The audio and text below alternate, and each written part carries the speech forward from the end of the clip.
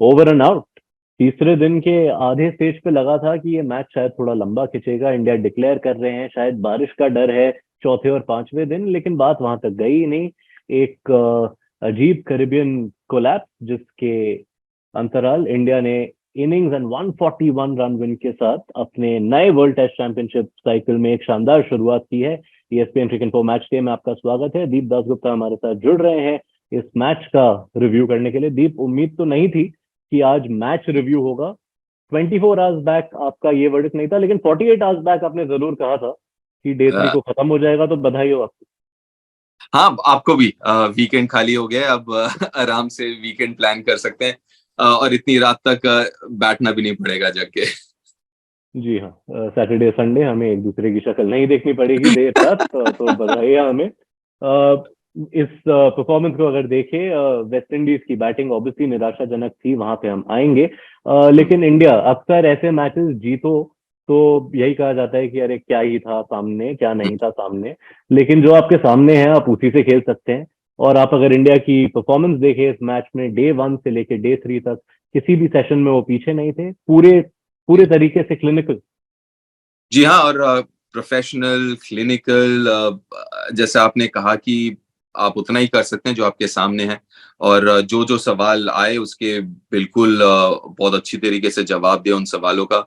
चाहे वो पहली गेंद से हो, शुरू हो के आखिरी गेंद तक मेरे ख्याल से पूरी तरीके से डोमिनेट किया इस मैच को, चाहे वो बल्लेबाज हो गेंदबाज हो। सो आई मीन परफेक्ट आप कहेंगे, almost perfect test match Bharat के लिए।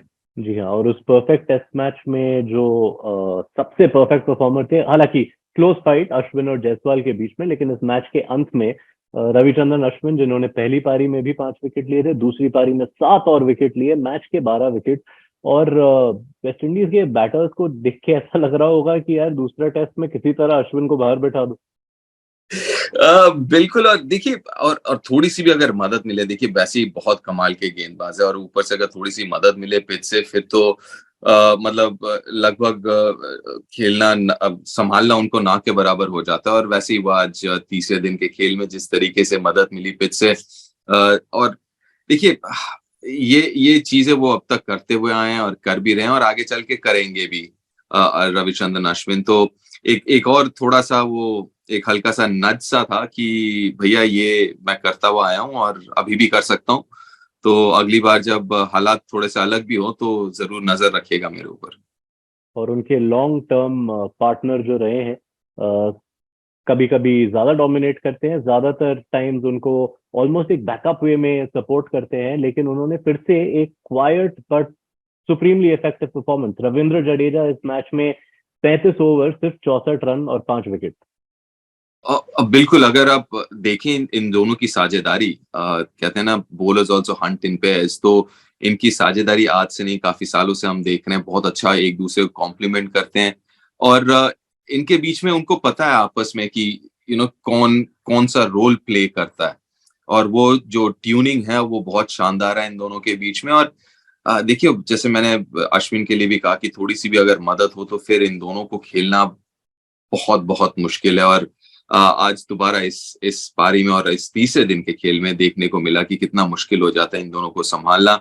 चाहे जो भी हो, आप जितने भी अच्छे बल्लेबाज क्यों ना हो, it gets very very difficult.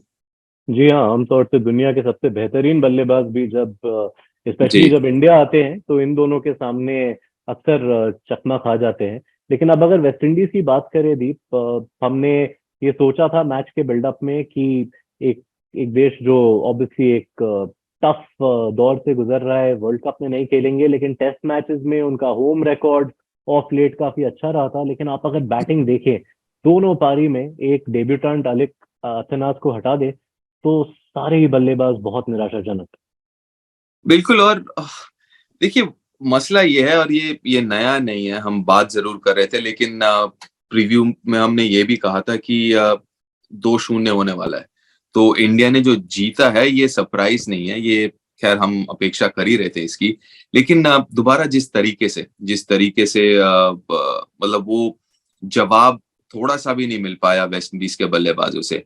गेंदबाजी में अभी भी कहूंगा कि देखिए, उनके जो स्ट्रेंथ है, मजबूत पक्ष, वो तेज गेंदबाजी है, और इन हालातों में बिल्कुल मदद नहीं थी।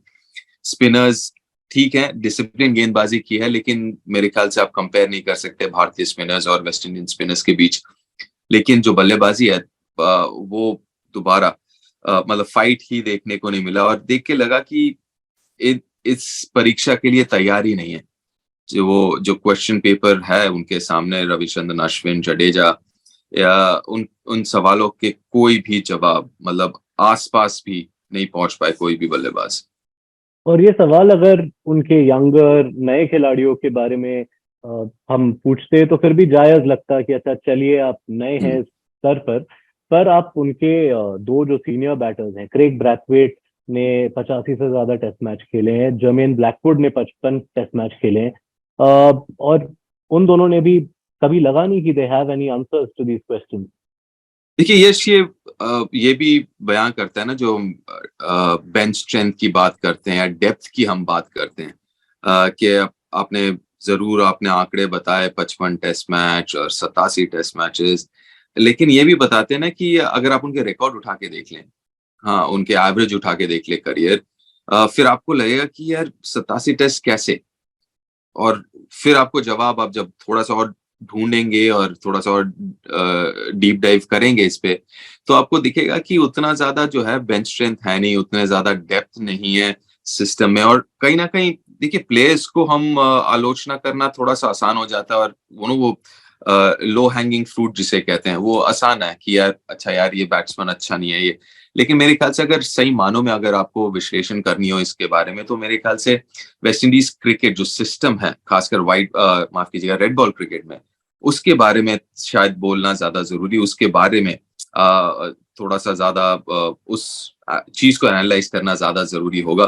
क्योंकि ये जो है ना, जो आप रिजल्ट देख रहे हैं, जिस तरीके से बल्लेबाजी देख रहे हैं, ये है बेसिकली आप कह सकते हैं एक एक सिम्टम आप कह सकते हैं। लेकिन आपको अगर डायग्नोस करना हो तो आप सिम्टम को नहीं डायग्नोस करेंगे, आप जो रूट कॉज है, और वो मेरे ख्याल से जो जो सिस्टम है वो है। और मेरे ख्याल से अगर आप घुसना चाहें तो फिर शुरुआत सिस्टम से होनी चाहिए।